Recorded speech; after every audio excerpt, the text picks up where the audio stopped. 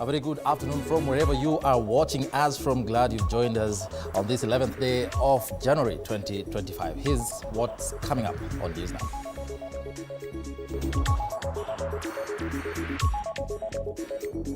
Coming up, 3 dead, 41 injured in bus accident on Londiani, Kisumu Road. Tragedy in Bungoma County has troubled father allegedly Ken's daughter to death. Nataka kukashifu kitendo hicho kwa njia kubwa sana, kwa kuwa hiyo sio suluhu kwa mambo ambayo yanaweza kuwa katika jamii. Labour CS Dr. Alfred Mutua chairs key meeting to foster Kamba unity. Mimi sijazuia mwingine kuita ombano. Si ndio? Wewe utaki kuita wako, na utaki Mutua akiita ombano wa Kamba. Sasa tukae tunde. And President William Ruto jets out for AU Agriculture Summit in Kampala, Uganda.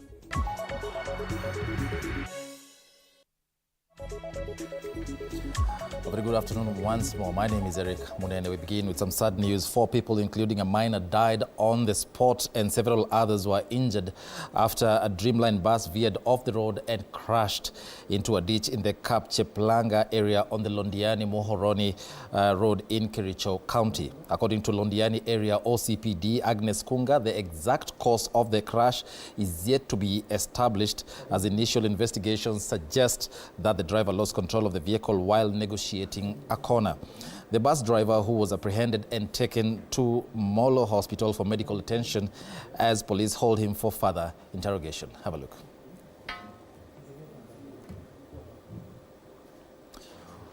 Well, I understand that report is still being prepared, and I understand it is. We don't have it. Have a look. Kubadilishana madereva, ule mwenye alikuwa anaendesha kutoka Mombasa akashuka, sasa mwingine ndiye akaabiri gari kuendelea na safari. Wakati huo hatukuenda sana kufika Londiani kwa sababu ya mwendo wa kasi ule dereva alikuwa naye, tukapata ajali. Kuna maafa imetokea, vifo ya watu wazima. Siwezi jua ni hesabu ya idadi ya watu ni wangapi, lakini watu wameumia, idadi ya watu wameumia ni wengi sana. So at the County Referral Hospital, we've received 15 patients in number. That is 4 children. One of the child who is about 2 years old has lost his limb at the accident scene. So currently he's at theater, for some surgery. So we have 5 females who have severe head injuries and deep cut wounds.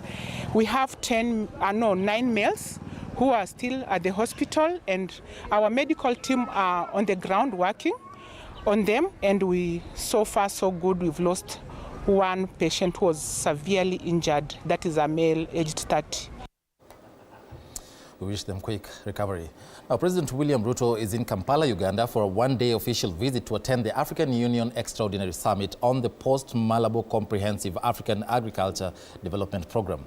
Now, the summit, a key agenda of the AU Agenda 2063, aims to eradicate hunger and poverty through agriculture-led development and transform Africa's agri-food systems. President Ruto is also expected to meet Uganda President Yoweri Museveni on the sidelines of the summit to build consensus and support for the president's role as chairperson, or rather the champion for AU institutional reforms, ahead of his inaugural progress report. Also expected to feature is the AUC candidacy of former Prime Minister Raila Odinga.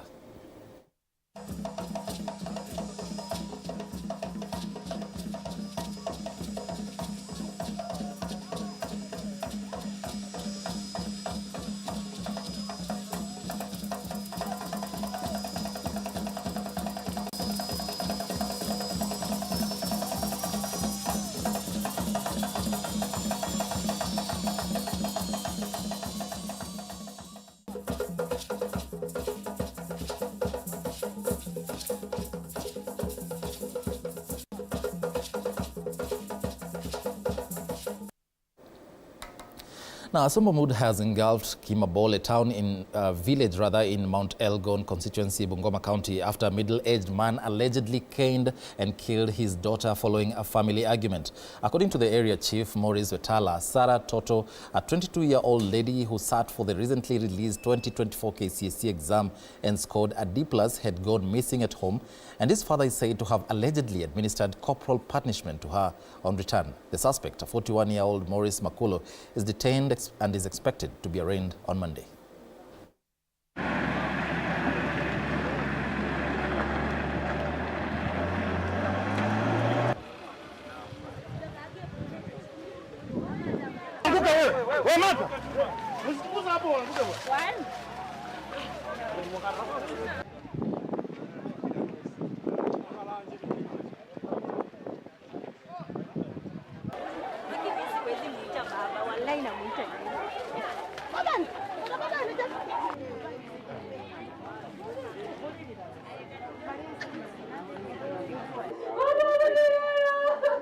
Tumepata ripoti kutoka kwa mkasa wa kijiji ya Kimabole Town akiniarifu kisa ambacho kimetushtua kwa jamii ya eneo hili kwamba mkaaji mmoja kwa majina Maurice Toto Makulo mwenye umri wa miaka 41 amempiga msichana wake Esther Nasimiyu Toto na kumuua.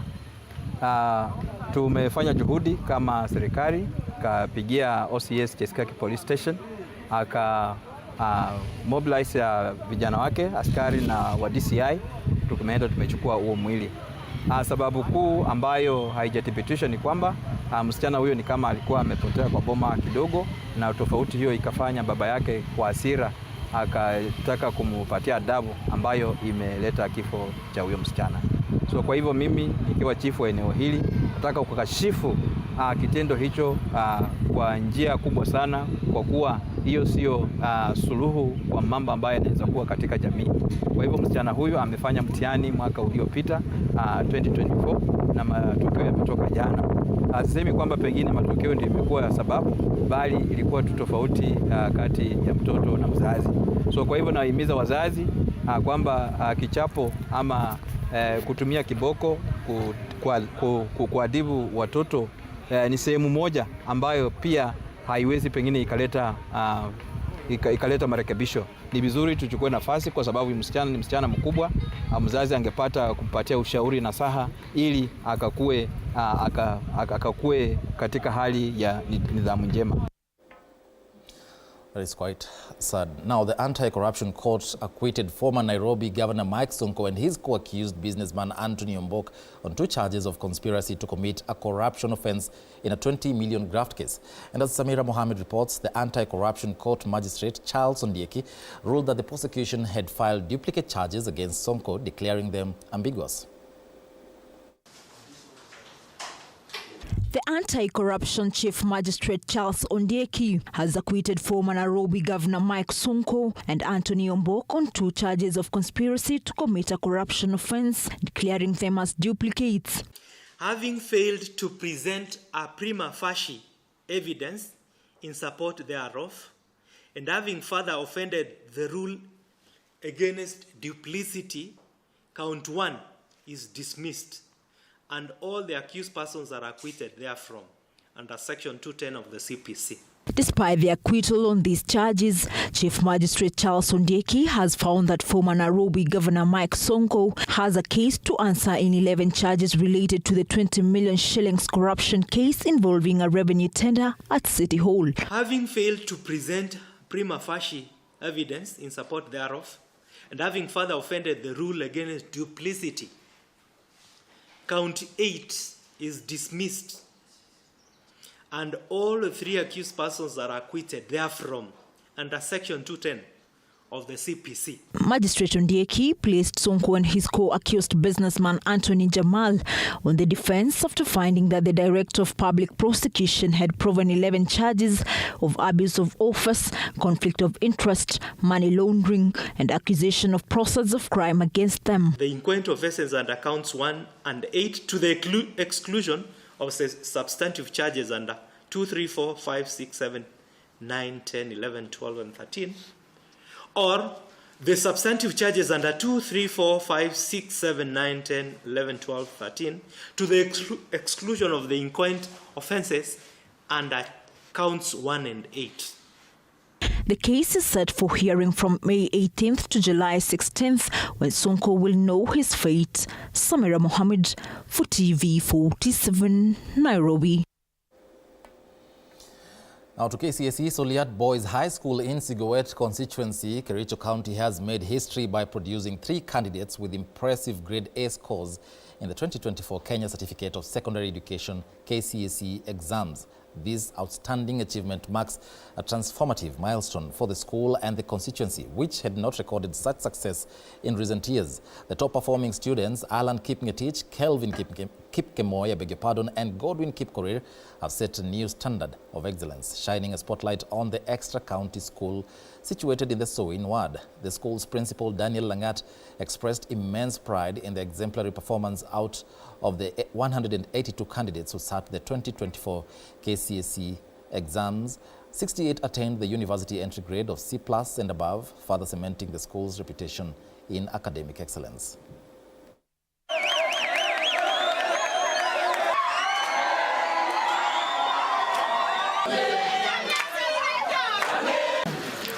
These exams, I think it was a surprise to me, but because of God, whom I thank most, because of the good results, I never expected. It was a surprise to me.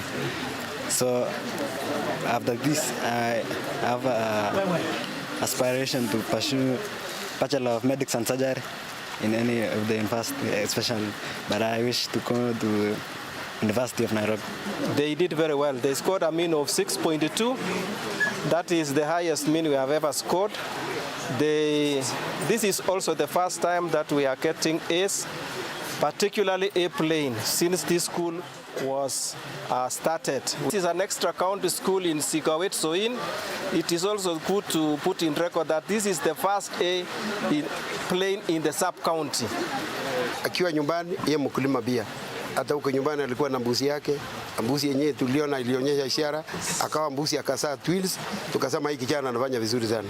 Huko nyumbani akitumwa ni mtu mzuri, ana ugomvi na mtu yote, anapenda walimu sana. A family in Kayole is seeking justice after losing all its property through mob justice after the area MCA and chief allegedly gained access to their house by breaking in and looting everything that was inside. They claim the property to be the chief's office and that they wish to repossess it, a claim which Peter Wangunyu, who is one of the victims, denied. He reported the case to Kayole Police Station, which according to Njiru Sub-County Police Commander John Oworth is under investigation, and they will give full details after their investigations.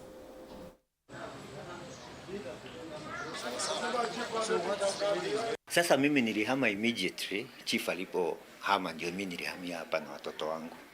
Sasa last week nikasikia fununu kwamba watu wanataka kuja kubomoa hapa, wajigawie viwanja. Kitu kama hiyo, ile fununu mimi nilisikia. Nikaenda police station na nikareport. Na nikasema ni fulani na fulani na fulani na wakakuwa summoned. Sasa leo saa 7 nimepigiwa simu nikaambiwa watu wako kwako, mkutano mkubwa sana na wanataka kubomoa. Mimi nikaenda polisi kupiga hiyo report, ndio IOCS anipe watu tukuje. Wamevunja duka yangu ya matunda, wakabeba juice ya sugar cane, wakabeba mixer ya juice, wakabeba jiko ya chipo, woma na vitu za hoteli. Wakabomoa fence ya mabati hapo nje yote wakabeba, wakavunja nyumba, wakatoa home theater, wakatoa baiskeli, wakatoa shopping nilikuwa nimefanyia watoto na uniform zao mpya kwa sababu ninawapiga transfer, nilikuwa nimejitayarisha walikuwa waende Monday, na wakabeba kila kitu ingine ilikuwa kwa nyumba mpaka kijiko. Nishapiga report ya hiyo malicious damage. Sasa nimeambiwa niende usubuhi nijue kesi imepewa nani, niweze kuandika statement na nipeane majina ya wale watu ninajua ndio waitwe waeleze kwa nini wamefanya hivyo. Moving on, the National Coffee Cooperative Union NACO has opposed a directive by Cooperatives Cabinet Secretary Wycliffe Oparanya to onboard more than 1 million farmers to the direct settlement scheme, which is owned by the Cooperative Bank. Now, during a meeting of cooperative unions, representatives and coffee brokers in Nairobi, NACO chairman Francis Ngone says the move is not practical since the 2024 2025 crop season has already begun, and there are outstanding issues that need to be sorted before the DSS can accommodate farmers on the payment system, which currently accommodates about 400 farmers. The kind of requirement as per the directives of the minister. We know that he talks of deadlines and timelines. But we'd like to mention that the season has already begun and thus not practical. And we'd like the government to consider this. We have just moved in using the DSS, which has been in existence. I think it has been operational for about less than 6 months. And we are all aware of the few challenges they have had, which are normal in a new kind of an activity like this. Remember, our DSS today is handling a number of about 400 societies out of the total 650 societies in the country. So when we talk of the DSS now,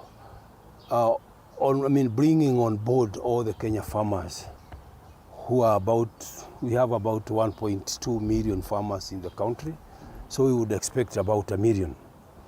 So we can imagine the kind of challenges, considering that our DSS is still very young and it's also having challenges with the 400 societies. Farmers' data collection. This is the most important, this is actually the elephant in the room. Farmers' data collection, cleanup and maintenance into DSS payments systems will require time and not possible to implement within the corporate year 2024 and 2025.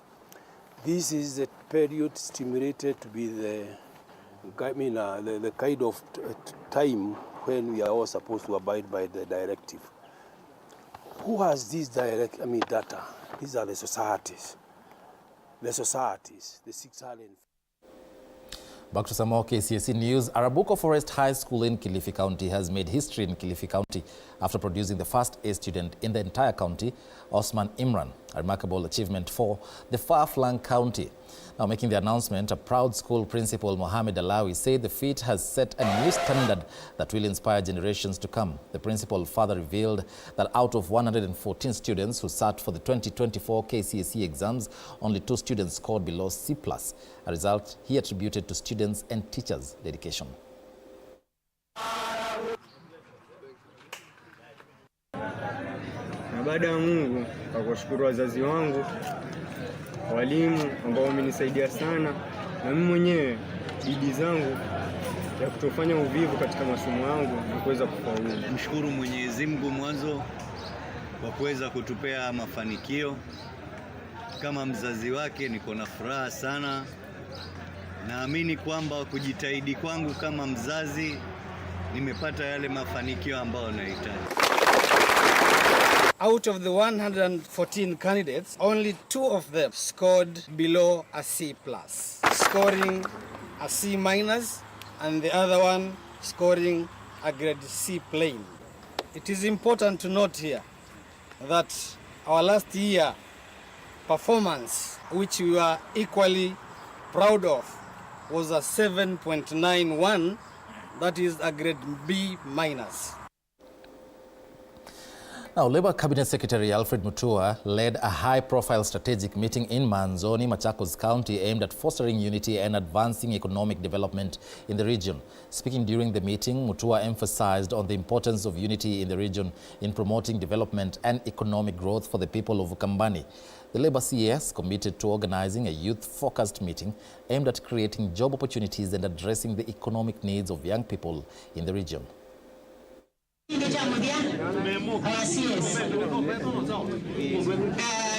Lakini pia kuna wakati wa siasa na maendeleo. Hivi leo tumesema ya kwamba tunataka sasa ni wakati wa maendeleo, siasa baadaye. Sasa ni wakati wa barabara, siasa baadaye.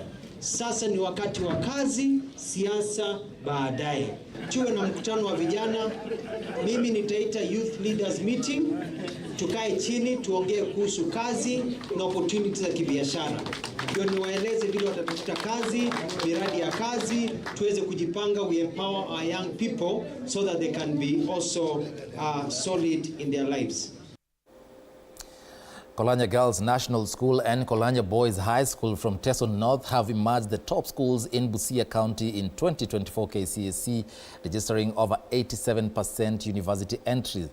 Now, the two schools stormed the streets of Malaba to celebrate their impressive results and attributed their performance to discipline, hard work, and determination. Kolanya Girls National School Principal Dr. Tabitha Okama noted that their interest is to ensure the school produces the best students who are well-versed in different areas, including academics and curriculum. On his part, Kolanya Boys High School Principal Jackton Indimuli said the school has never attained a mean score of 8 since 2015, adding that they are aiming to top the county next year.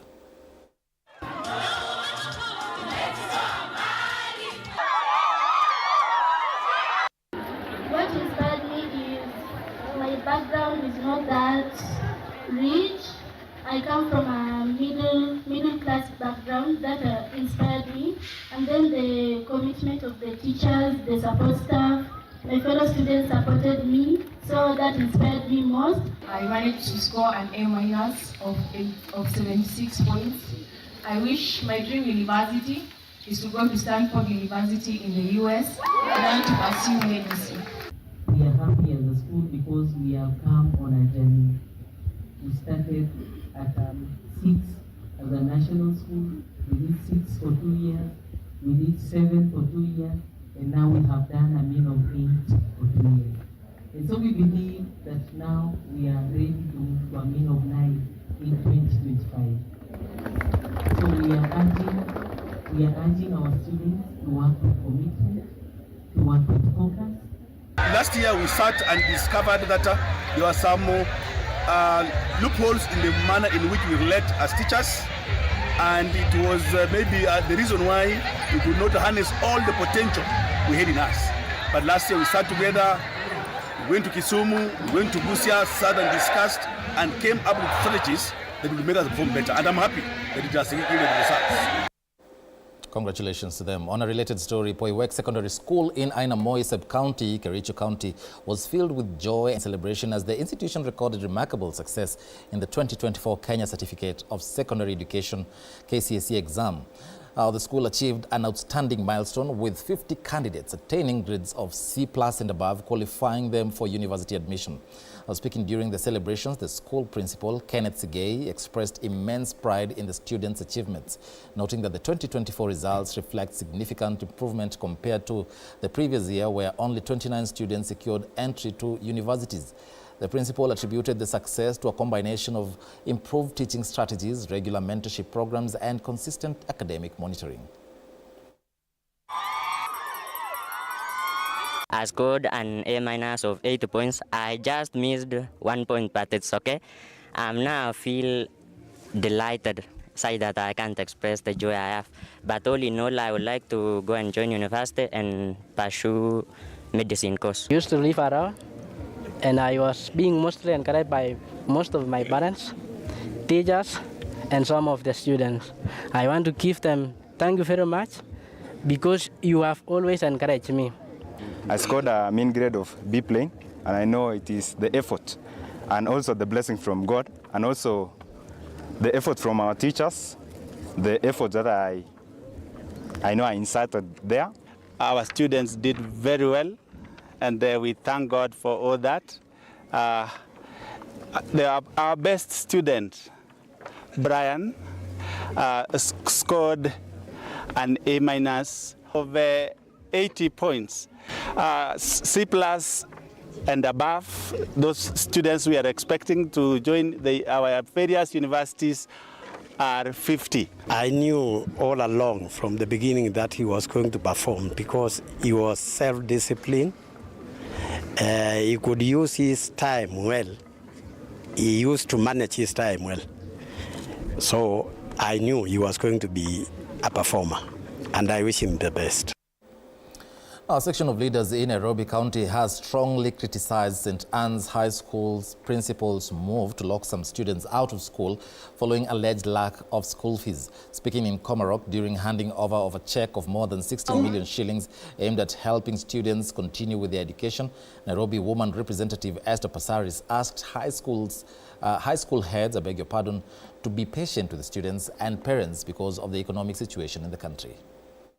Clean Angelo. Ile kitu ambayo ilitendeka St. Anne's ni mbaya. Na ile kitu ambayo inaniumiza sana ni wale walimu ambao waliwaeka hao watoto nje usiku ni wamama. Inawezekana aje? Mama, unajua mtoto wa kike. Saa ile unataka kurudisha mtoto wa kike. You have to hand over that child to the parents. Uwezi kupeana huyo mtoto ati nje ya boda. Na najua inachunguzwa. Na tutapata majibu what exactly happened. Lakini nataka kusema serikali inashinda kituambia hakuna mtoto atafukuzwa.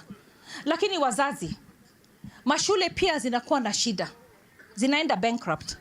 Kuna shule zina madeni, hata ule mtu ambaye ana supply vitu au hata ule Kenya Power stima, hata maji wanakuwa na deni kwa sababu unatuma mtoto shule bila vitabu na juu yake unamtuma mtoto bila fees. Na unajua uko na outstanding ya miaka 3. Mtoto wako form 4. Unasema serikali ndio italea mtoto. Kama tumefika hiyo kiwango ambao serikali ndio italipa kila kitu. Sasa ile serikali inasema ushuru, tuseme sawa, tutalipa. So wewe unapokuja kwa Mama Dago ama Mama Esther, ati mtoto hajaenda shule mpaka saa hii, anangojea Mama Dago na Mama Esther na wengine. Really? Hiyo uombe Mungu akutoe ndani. It is wrong. By the time November inafika, unafaa unajua kuna transport ya kurudisha mtoto shule. Saa ile Mama Dago anaingia ama Esther, we are at halfway. Kwamba mtoto wangu aliarrive shuleni, najua nilimpeleka na 2,000 na tafuta.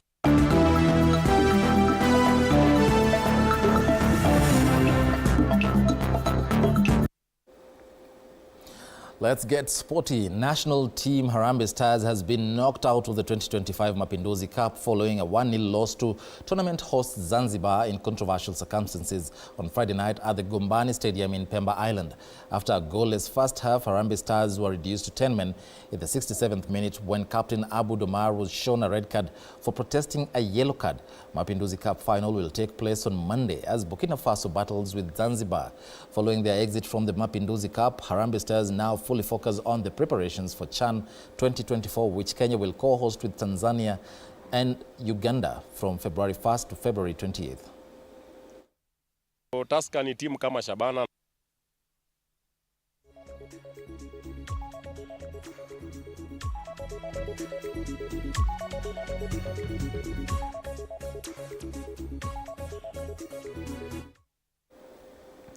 Now, the Football Kenya Federation Premier League matches resume this weekend after the Christmas festivities. The big fixture this Saturday will be between high-flying Tusker FC and informed Shabana FC to be held at Gusii Stadium in Kisii County. The Brewers currently sit in the second place on the league standings with 27 points, while Torre Borbe are in position 9 with 20 points from 15 outings. In other fixtures, Posta Rangers will be at home against Nairobi City Stars, while Kakamega Homeboys will travel to take on Talanta FC.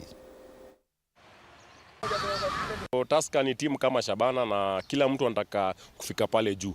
Na nikasema hapo kitambo, wakati unataka kuwa pale juu, lazima piku ule mwenye kwa pale juu. So sisi nia yetu ni kuchukua point 3 kwa Tusker ndio tuweze kufika pale penye wako. So ndio haitakuwa rahisi na haitakuwa ngumu. We have been playing all our matches away from our home ground, that is Ruaraka. So for me, I can say psychologically we are prepared because most of the time we get maximum points when playing away.